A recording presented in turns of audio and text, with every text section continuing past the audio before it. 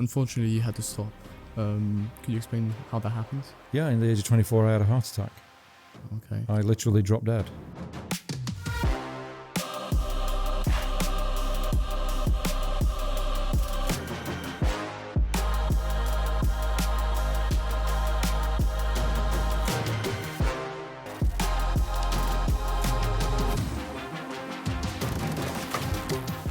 Hi guys, welcome back to the Adonis Talk, where we empower your journey to success and personal growth. My name is Jared.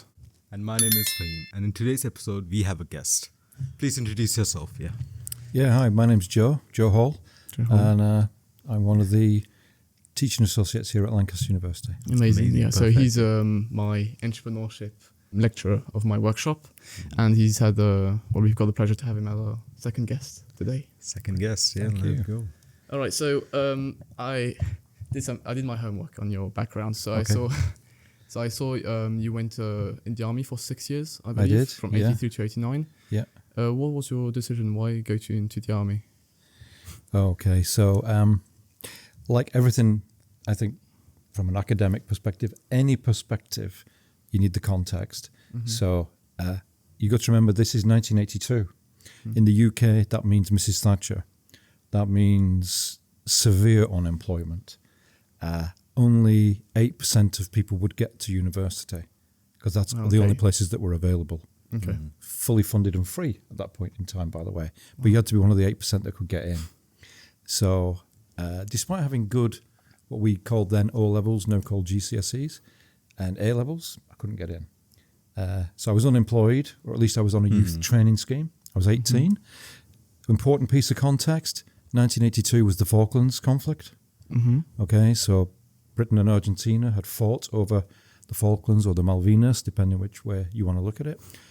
Britain had been successful, so there was an immense amount of patriotism, all that kind of thing. And at the same time, we were right in the middle of a conflict in Northern Ireland with a provisional IRA. So there were lots of things like that young men often get attracted to. Very few jobs, if any. And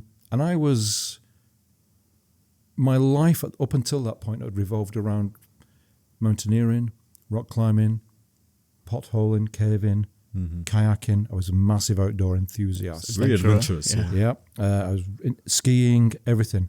And my uncle was in the military, and he said to me one Christmas, so Christmas 1982, he said, I don't understand why you don't join the army, because they will pay you to do that.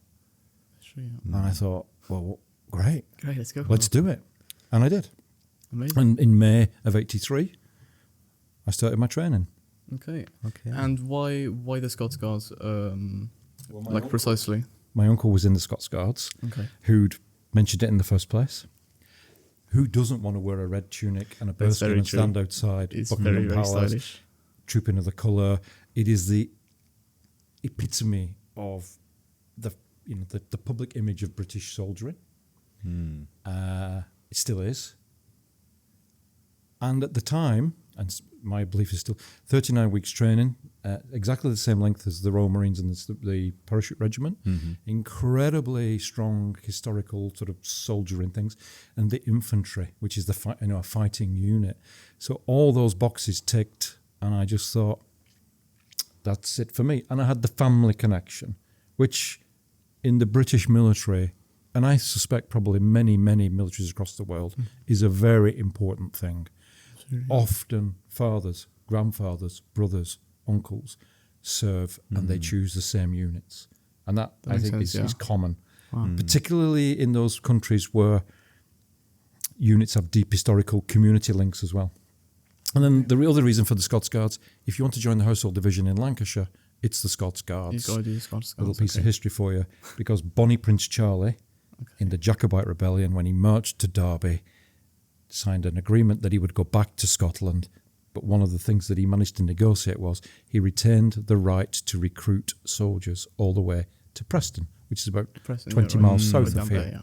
Okay, so south, he retained that right. And therefore, anybody who wanted to join the Household Division for Lancashire, you go to the Scots Guards. We're having like a free history course. That's There you go. amazing. That's basically the context. And unfortunately, you had to stop. Could you explain how that happened? Yeah, in the age of 24, I had a heart attack. Okay. I literally dropped dead. And you died, and somehow you came back to life. That's a miracle. Medical intervention.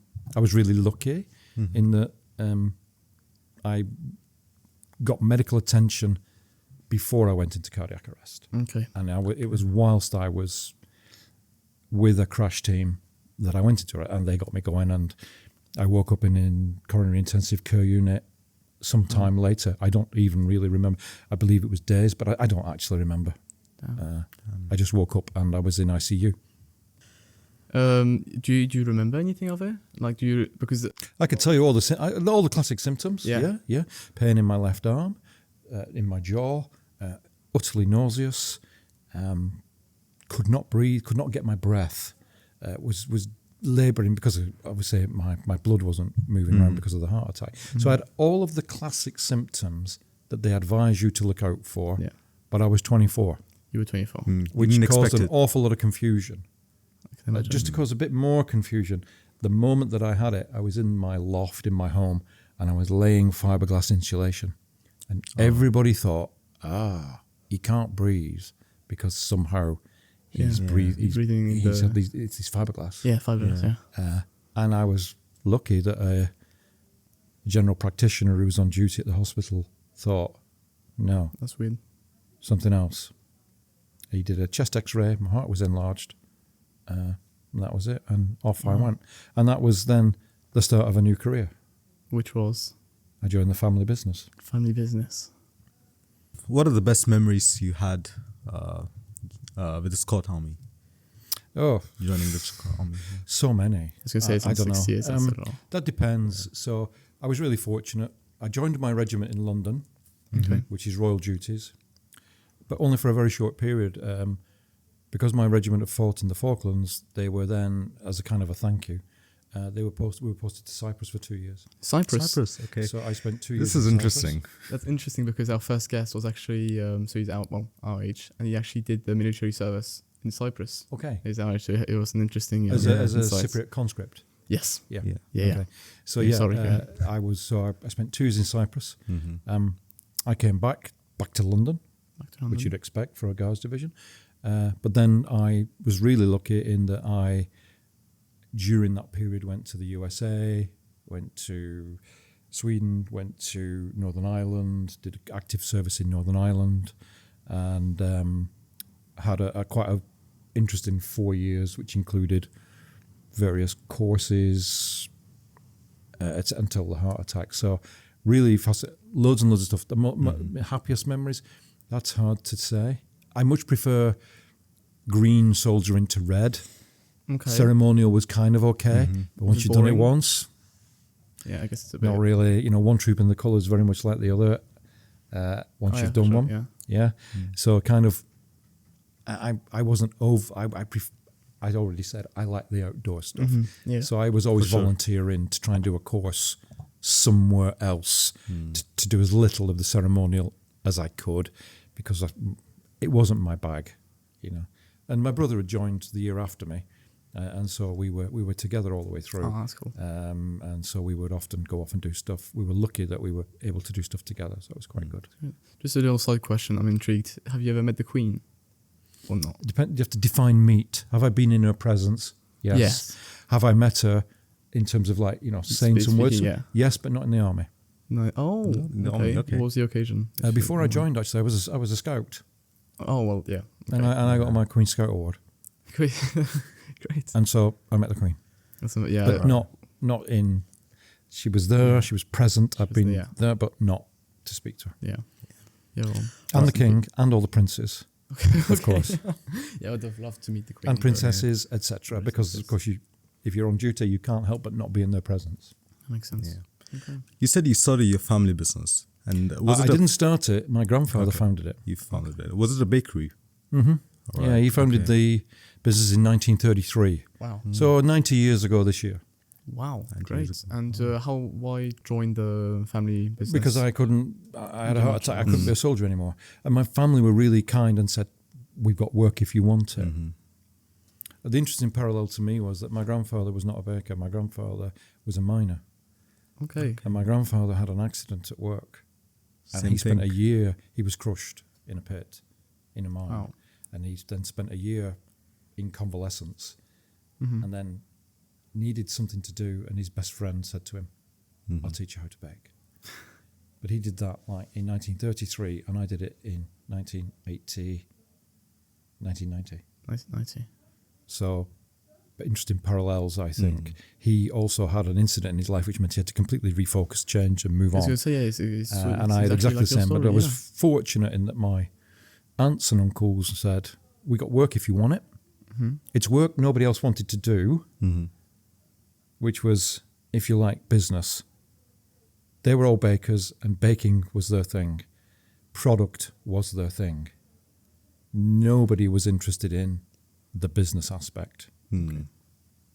Wow, So that's okay. where you came into place. Well, I was available. Yeah. I had nothing else lined up, and and they offered me. I was able to start on 2 days a week whilst I went and did my rehabilitation Okay. Yeah. after the coronary.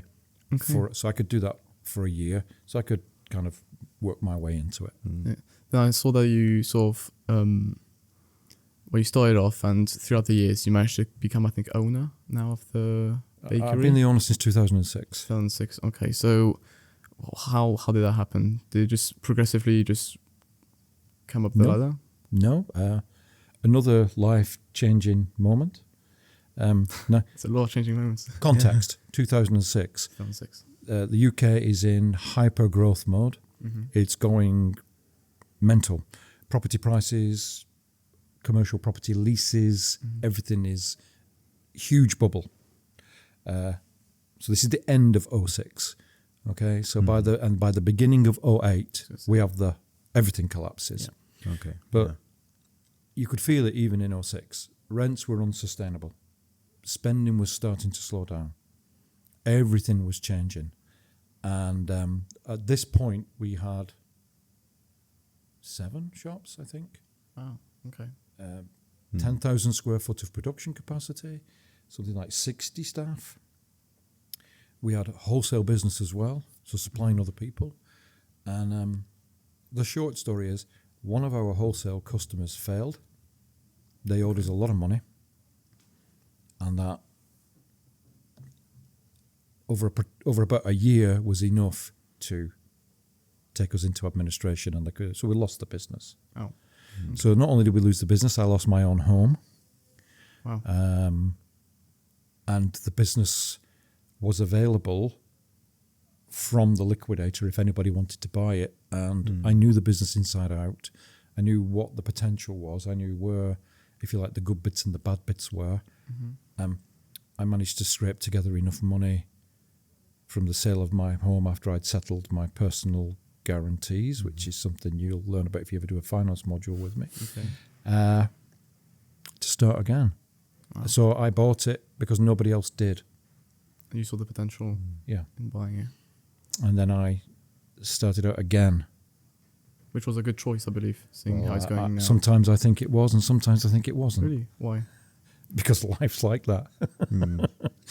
But, it's because business is hard. That's And what there a are lot of people moments have been when you telling me. think, why did I ever do this? It's contrary to all belief. It's not easy. And it is cyclical, and you will get hurt often. Even if you're really, really successful, stuff still hurts. And you can go beyond the point where it maybe doesn't matter too much financially. I've never actually got to that stage. Most people don't. Most business people do not ever get to that stage. Wow. Interesting. Because we have, or at least I believe, we definitely fall into this idea, this paradigm of success bias. Everybody, they're all presented as successful. And if you're not successful, you're a failure. So the only people you ever see are successful business people. So it's easy to imagine that everyone is successful. Everyone has a yacht. The truth is, most small business owners are pretty lucky if they have something to sell at the end. That's the brutal truth. That's assuming they get through the first 3 years or the first 5. Because the stats on that are in terms of those that don't make it, Do you, are pretty brutal. do you believe in creating your own luck through hard work? I don't believe you can create your own luck Okay. because you've got to define luck. What I would say is that, and you've got to define. I know lots and lots of people who have been incredibly hard working and have not made it with their business. So hard work you have to define what you mean by that. But certainly there are two things I would say. Serendipity, which is another way of saying luck, which might be better described as finding opportunity. Random moments that give you these opportunities that we sometimes call luck or fate. Yeah. Serendipity can't happen if you're not out there finding it.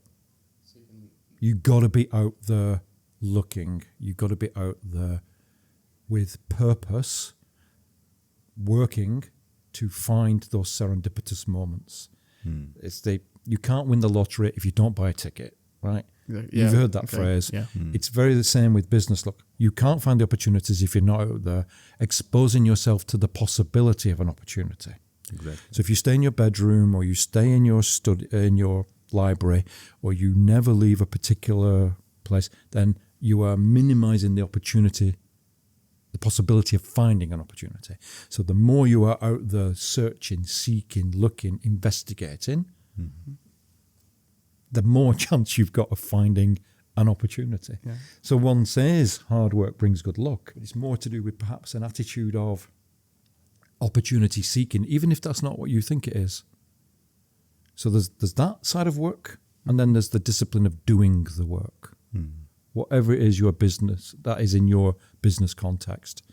For some people, like my aunts and my uncles, it was physically making product. For me, it would be about finding customers. So that there's hard work in terms of the stuff that has to be done, always. And then there's the more interesting side of, I can't find opportunities if I don't go and seek them. Okay. I mean, you could be really lucky. You could run the equivalent of finding a lottery ticket on the floor. I mean, that's a possibility. But you can work out the odds for yourself. I was gonna say, yeah. So it's not about creating your luck, it's about working hard to find it, I'd say it's working hard to be exposed to it. exposed to it. You may still never find it. It's a risk to take, I guess. But one thing is for sure, you will never find it if you don't expose yourself to the possibility of it. I love it. Amazing. You mentioned you had 8 branches, right? Your family business At had that 8 point in branches. time, yeah. Yeah. When you joined the family business, was it always 8 branches or No. was No, it was a single branch. a single Wow. branch? Okay. And we had also what was described in those days as a grocery store. Okay. What would be described now as a convenience store. A convenience store. Okay. Yeah. So that, a spa Yeah. type Okay. operation. Hmm. So when I joined in 1990, we had an old-fashioned grocery store, which opened at 9 and closed at 5. Okay. It didn't open at lunchtime, but the bakery did. Very weird. But that was the traditional way that you operated grocery stores. Okay. Convenience store retailing, which came from America, was only just in its infancy then in the UK. The idea of trading 7-Eleven, the idea of all these types of things. And importantly, there was a change in the law which allowed you to trade on a Sunday, Okay. which made a big difference. So in 1990, when I joined, by 93, we had a fully fledged convenience store operation. Okay. And at that point, we were doing all convenience activity like alcohol, etc., which we never did traditionally. My aunts, uncles, my grandpa had a religious objection to selling alcohol. Was this your idea or? Yeah.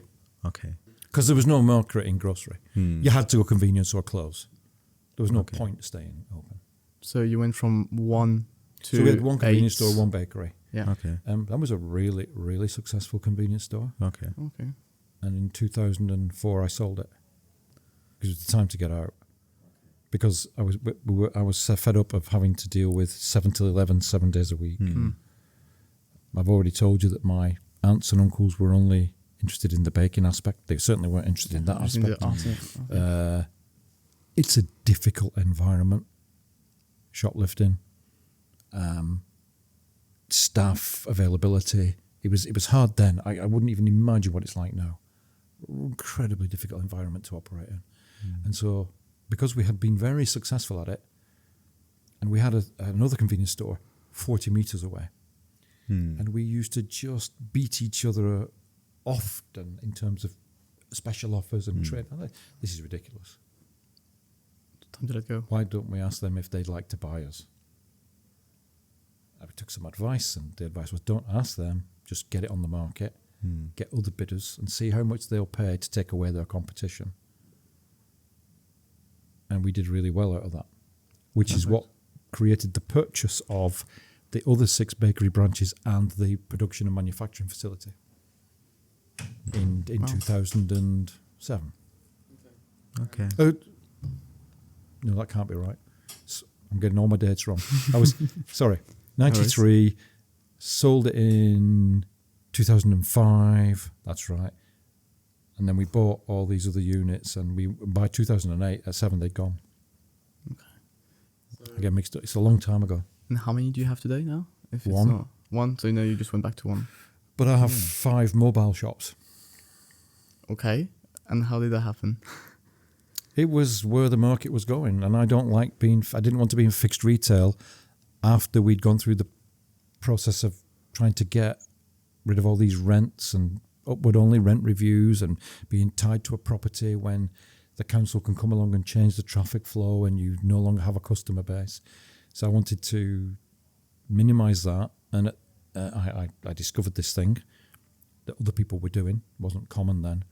And I thought, that's what we need to do. We need a shop to take to our customer, as opposed to bringing the customers to the shop. And at the time, all employment was moving away from the areas that we're in to out of town, to industrial parks, office parks, that type of thing. So, and pre-COVID, we were running 8. Wow. Okay. Also, COVID was a big hit. We were running two retail sites and 8 trucks, and all that stopped, apart from one site during COVID. Okay. We're now back to 5 trucks, but we took COVID as a phenomenal opportunity to reevaluate ourselves. Well, Those 5 trucks take more money than the previous 8. Okay. Because we redesigned everything from scratch. Which was successful? Yep. Perfect. Still is, apart from the hyperinflation, Although, which makes life really, really difficult. I can imagine. COVID made a For big us, hit. because we're to consumer. We don't get the opportunity to raise prices like business to business does. Because I think Britain was one of the biggest hitters when it comes to inflation with Belgium. That is. It's been for sure, that'll happen. It's been exceptionally difficult in our sector and other sectors. What I do find interesting is that you studied an MBA before the army, I believe. No, I didn't do my MBA till I was 51. Oh, so that's it. So you basically came to Lancaster University to do an executive MBA. I came to Lancaster University before that with various, let's call them business leadership improvement and growth programs. Okay. So these were European Union funded for small business owners to develop themselves, their leadership potential, etc., their business growth plans. And through that program, I got involved in another program called Gold, which was simulated board programs, all here at the uni, all free of charge. And I was in the first cohort of entrepreneurs in residence, which we still have. There were 24 of us originally. Okay. There are now, I think, 90. Yeah, it's growing rapidly, especially in a couple of years. Now? Yeah, I saw we got loads of branches. Well, the university has loads of branches now. And it was through that came to, if you like, those growth programs came to a natural end. And myself and somebody else you probably haven't met, but you might have seen his name, Brian Gregory. Brian runs the Entrepreneurs in Residence program. I think we saw and it. Brian is, he came here before I did. But we enrolled on the MBA together. Okay. As small business owners. Because we figured Well, an MBA is just a growth program, really, an expensive one, Yeah, but but a growth program. so you just saw it as a way of just growing your business Yeah. knowledge, and so it's purely strategic on a business standpoint. And why? How come you're now a part-time? I think I'm a part-time teacher now. Why? Yeah. Why? Well, because I like it. You like teaching? You like teaching? I like it. Yeah.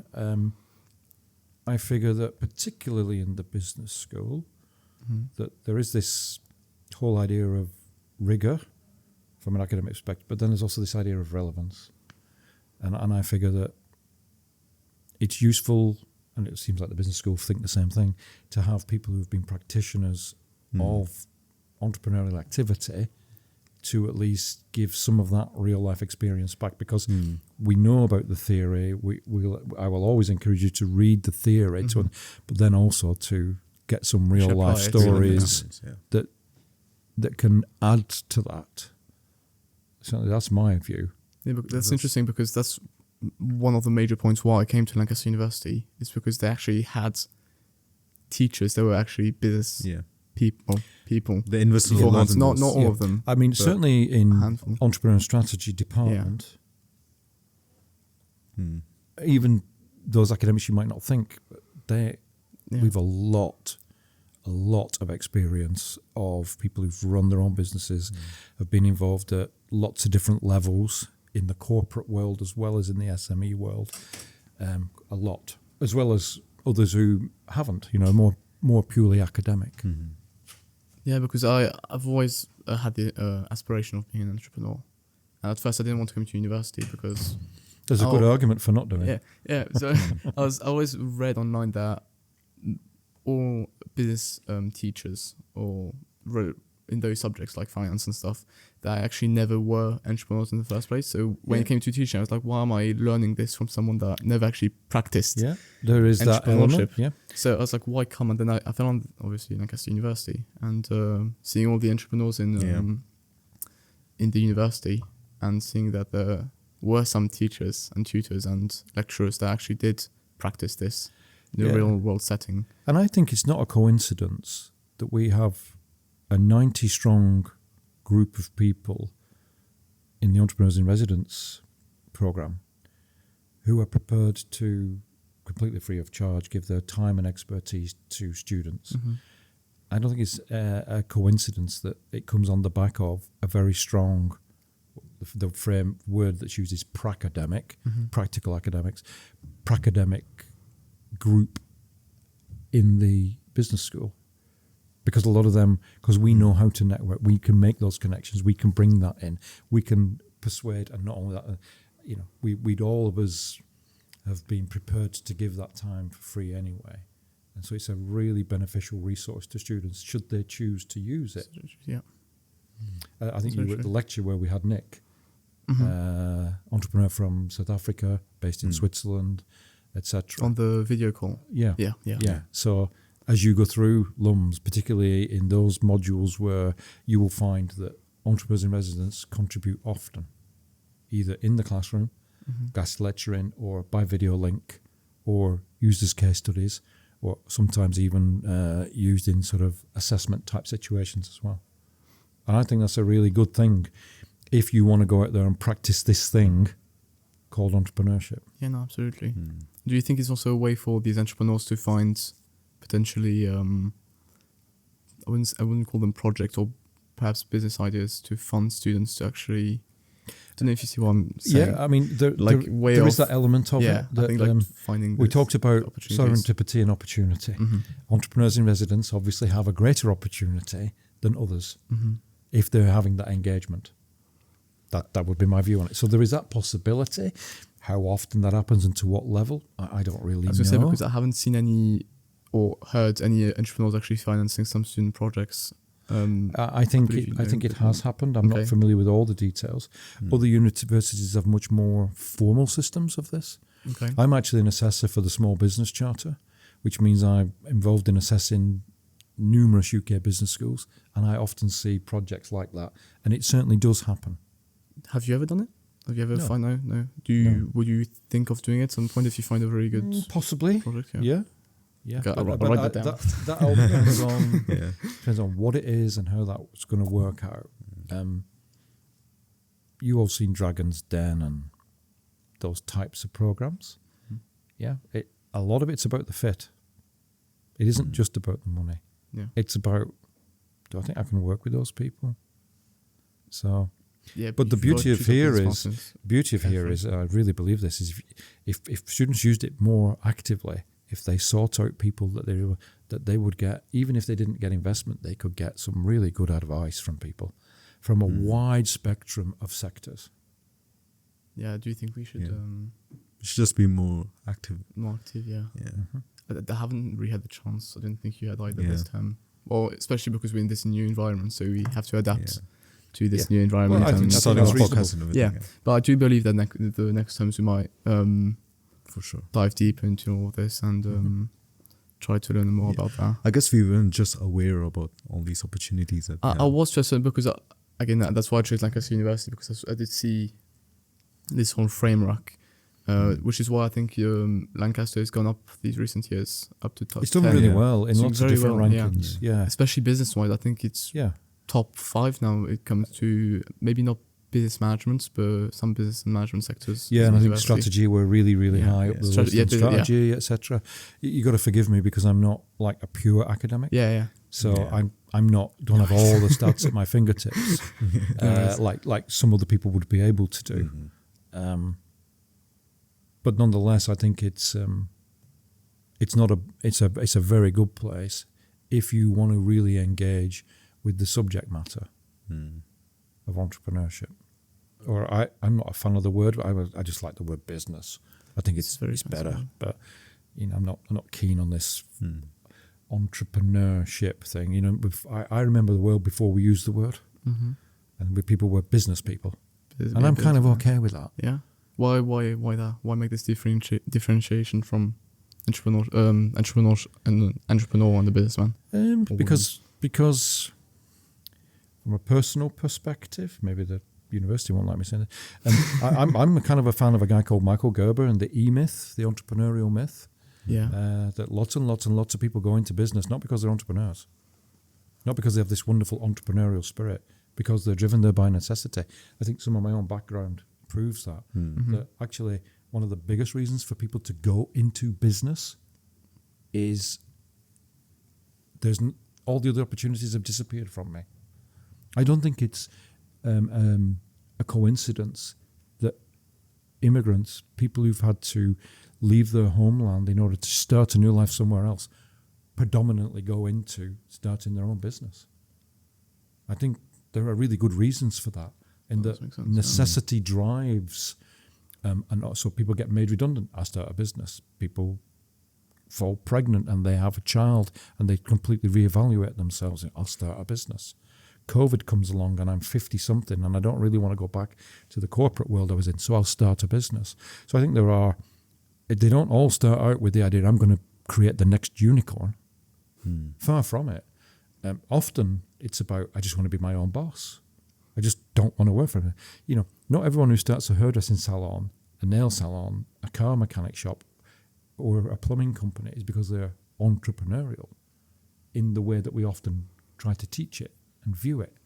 It's actually because maybe they can do it better than their boss. Maybe it's a technical skill they've got and they want to translate that into their own business. So lots of different reasons why people go into business, and not all of it is around this sometimes mythologized idea of entrepreneurship. Would you see that as a problem though? That No, I don't see so it as a many problem at people actually want to be their own boss. No, I don't. It's not that I see it as a problem. I just think that I don't like the word. I think the word it just doesn't describe entrepreneurship, everybody who's running their own. It equally doesn't describe all chief executive officers or corporate people who are running businesses. They may not be, because we have another word for that, intrapreneur. And I wonder,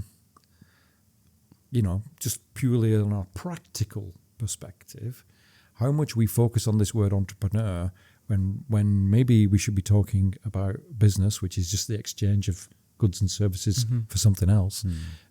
Because again, I come from a background where I'm very, very not just interested, but massively a supporter of other types of structure, cooperativism, mutualization, the idea that we work collectively and cooperatively together, as opposed to this individual entrepreneur thing that seems to be the prevailing discourse. That's why people, when I say entrepreneur, I can tell you now the top 4 names people are going to say. Is that really what everybody who runs their own business is like? I don't think it is. It's not my experience. So you wouldn't describe yourself as an entrepreneur, rather as a businessman? Business person. Business person. Yeah. Okay. Yeah. Am I entrepreneurial? I think I have some of the character traits that people would use to describe that. Most people in employment have got those character traits. That makes sense. Some of it's serendipitous. Some of it's about opportunity. Some of it's about luck. Some of it's about necessity. Some people don't even realize they've got it until they have to. So I'm less inclined around this idea that every single person who goes into starting and operating their business is some sort of entrepreneurial. I think there's baggage around that word that I don't like, because I'm interested in how these things are discussed. That's what I like. And I don't think it's necessary. And I think actually it's a bit elitist and it puts some people off. Okay. I don't think there's a necessity for that. So what do you think is the one thing separating these two words, businessmen and entrepreneurship? What does entrepreneurship have or doesn't have compared to business men people? I think there's a mythologized idea of an entrepreneur. Okay. And I think the founding, operating and running of businesses can all be different. Some people could be really good at founding, others are really good at operating, and they're not necessarily the same skill sets. We often see this when businesses grow and the founders aren't able to operate it later. So there are mixed abilities. I think when we talk about entrepreneurship, what people are really talking about is founding.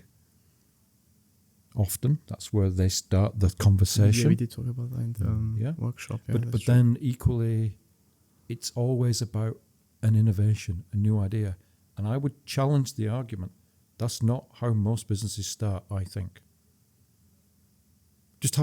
Is a coffee shop a radical new idea? I ask you the question.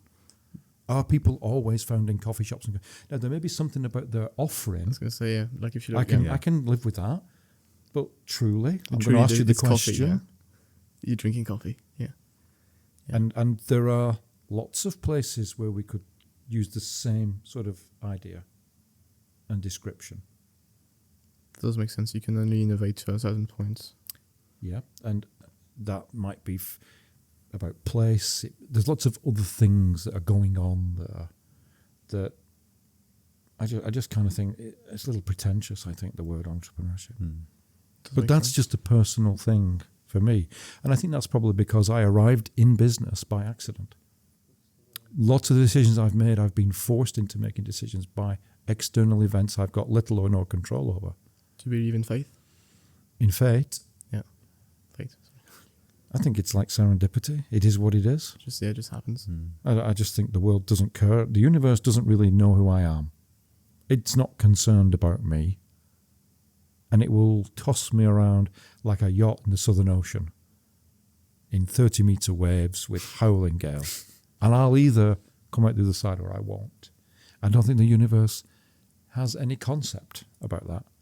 And I just have to be resilient to understand it. That's my personal... I'm a follower of the philosophy of Stoicism. That's just how it is. It is what it is. Do you want to say something about that? Stoicism. I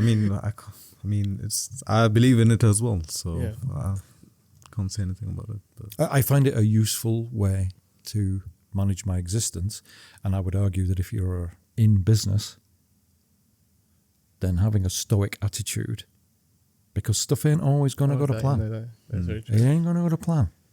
And there's no point getting upset about it, and there's no point railing against the universe. What you got to do is, what decisions will I make today? And whatever then comes after that, comes after that. That's it. And I've been through it enough times to realise that COVID 2008 crash, 2018, personal stuff.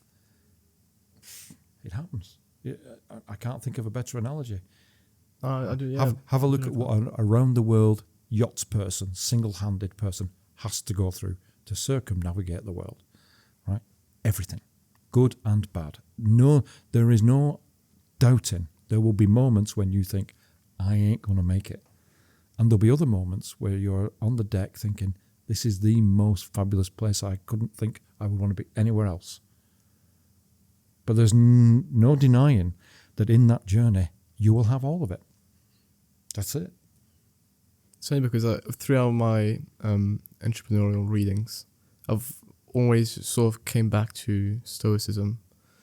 A lot of entrepreneurs on, especially YouTube and stuff, a lot of books that they do recommend is obviously a lot of business, entrepreneurship books, finance and stuff. Yep. But then there's also a lot of books like the book there, like Marcus Aurelius' Meditation. Absolutely. And I never really made that link. I think it's unconscious, but that is very true. Yeah, maybe it is. I'm not a fan of a lot of business books. I think there's a lot of success bias in them. I think there's a lot of lucky people that we think are fantastic business people. And there's an awful lot of unlucky people who, through no fault of their own, the market, external circumstances, whatever they may be, no longer have that business and may well have personally been massively detrimentally affected. Is there one book in particular you don't like when it comes to business? I'm just not a fan of any one individual telling you how to do it. That's real. I think there will be, like all books, there will be really good stuff in there and an awful lot of not so good stuff.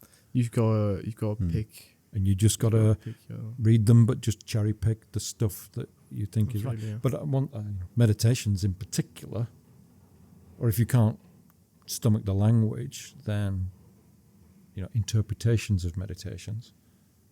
You can't really go wrong with Marcus Aurelius, Seneca, Epictetus.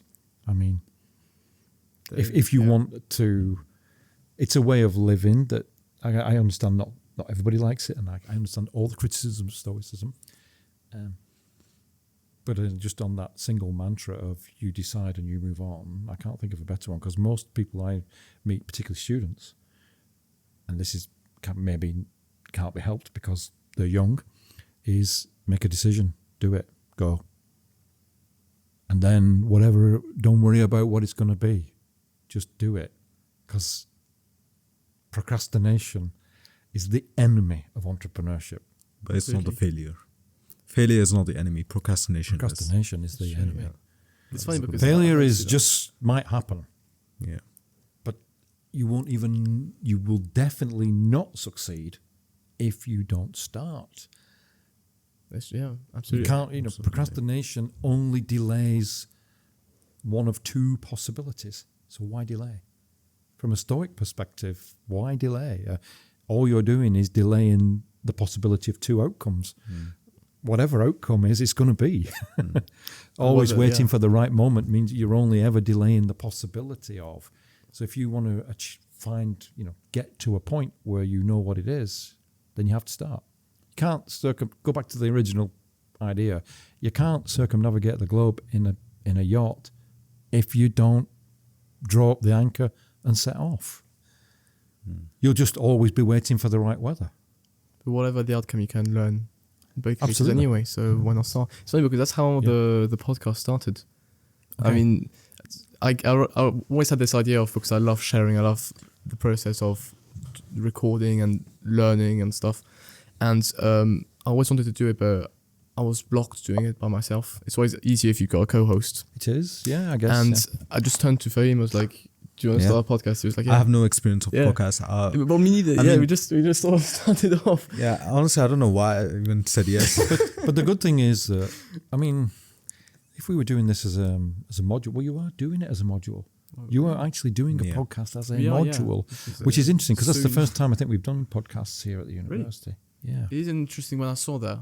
Well, obviously, we started the podcast before that. We were like, well, that's great news because we're in the midst of learning how to do it. I think we actually got the idea because we were doing an overview for for the entrepreneurship for the module. module, yeah. And there was a podcast module, and we're just talking about it, and Yeah. we're like, I and was he like, asked me, do you I want to was start like, a podcast? I'm like, By the sure, way, why let's not? let's do that. And we just dived into it. We didn't, because there's always these people like, recording one and they're like, oh, is it that good? I should start again. At some point, you just should make one and just go, just continue. It's no different than writing an essay, really. You got to start and you got to go. Yeah. And then you get feedback. From your Then you learn perspective, from you get feedback from your audience.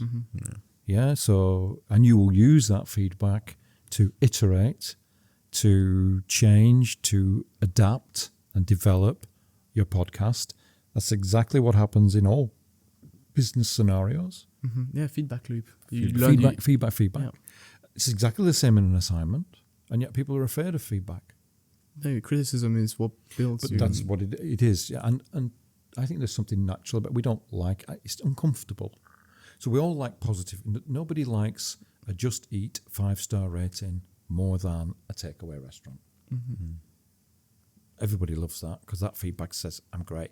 We don't like it if you get 2 or 3 because that's an implied criticism of the owner, of the founder, of everything. And yet, actually, it's a great opportunity to say, well, what went wrong there? What was the thing that delivered that feedback? Now, sometimes, and this happens a lot in life, we're just on different wavelengths. Your expectation is not what we deliver.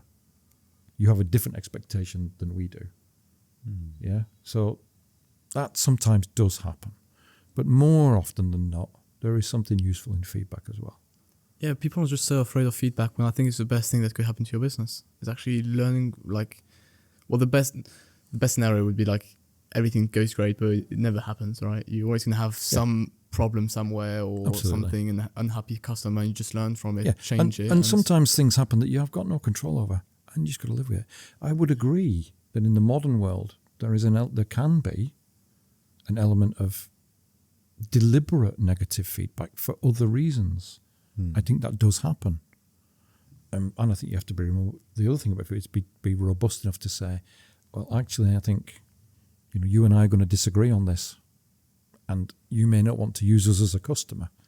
Okay. That's fine. Yeah, you'll find another one. Well, because you wouldn't want to do that with everyone, but I think there are moments when that's okay. Definitely. Because human nature being what it is, there will be people who try to manipulate that, gaslight that, abuse that, and it's difficult to respond to. And the other thing is, feedback is often given in a negative sense, but is not often given in a positive sense. Yeah. I don't know how, but I do think that negative feedback can be positive in the sense where it puts you on the map. Because I believe negative feedback does travel faster than positive feedback. In a That's sense an where interesting concept. I haven't thought mean? about it that way, if I'm honest with you. I can see what you mean by that. It's so bad we got to go and look at it, I guess. Or I didn't even know they existed. Exactly, because people like drama and people like sharing negative. Well, I think a similar thing would be there's no bad news. No news is bad news. Being mentioned in the press is good, even if it's bad. Yeah, that's what celebrities like. That's And often said that way, right? Yeah. Some people generate it on purpose because, as you've just said, it keeps them in the headlines. Yeah, no, that's true. So I don't know. I think we started by saying it's all about context. Yeah. One thing I always say to students is, look, if you don't have if you can't give me the context of what it is you're trying to discuss, then I'm going to find it really difficult to mark.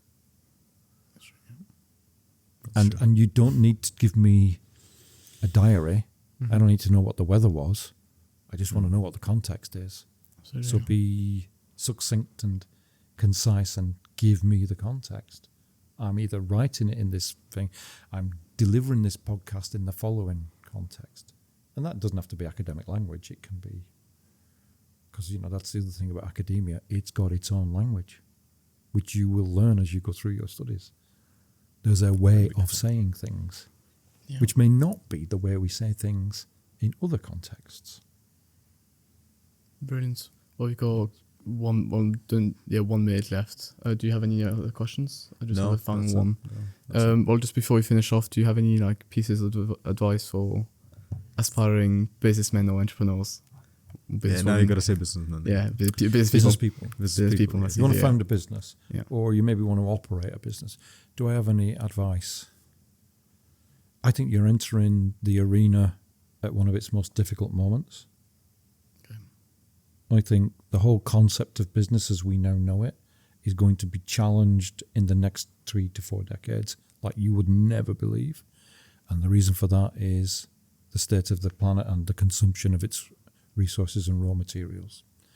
So I think you are entering into the arena at a time when it's possible the arena may not look the same. Brilliant. Well, thank you very much, sir. It was a pleasure to have you on. I learnt a lot. That's why I wanted to get you on. The way you deliver your message, the way you speak, is very captivating. Just your point of view on things Yeah. is amazing. Okay, thank you. Yeah. Thank you, sir. Thank you very much. Great, super. Right. Perfect. See you guys. Next See you time. guys. Bye-bye.